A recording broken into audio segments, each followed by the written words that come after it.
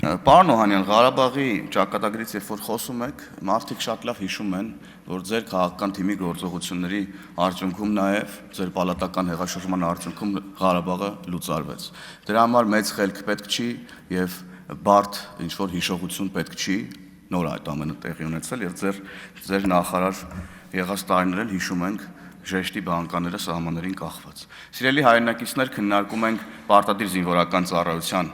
ժամկետի կրճատումը 2 տարի ու կես, եւ ես ուզում եմ հստակ արձանագրել եւ բոլորիս համար ես կարծեմ ակնհայտ է, որ այս ամենը, այս բարեփոխումները բանակում իրականացվող առաջին հերթին իրականացվում են խաղաղության շնորհիվ։ Եվ խաղաղությունն այն հիմքը, որ տանելու է մեր երկիրը անկասելի զարգացման, կլինի դա մեր պաշտպանության ոլորտում, կլինի դա տնտեսության ոլորտում, կլինի դա կրթության ոլորտում, կլինի դա առողջապահության ոլորտում։ Ես այս քննարկումը օգտագործելով ես ուզում եմ հիշել մի թեմաների մասին, որոնց մասին էլ չենք խոսում ընդհանրապես։ Մենք հիմա նոր ծառայության գնացող մեր ընկերներին, մեր եղբայրներին, քույրերին պետքա պատմելով հիշեցնենք, թե ինչպիսին էր սնունդը ժամանակին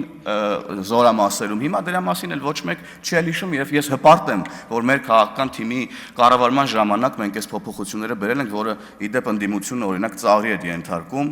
երբ որ իրանց կառավարման տարիներին չգիտես ինչեր էին տալիս զինվորականներին։ Ամրաշինական աշխատանքները, որոնք սահմանին իրականացվում են, պարոն Օհանյանը խոսում էր հարյուրավոր կիլոմետրով ավելացած սահմանի մասին։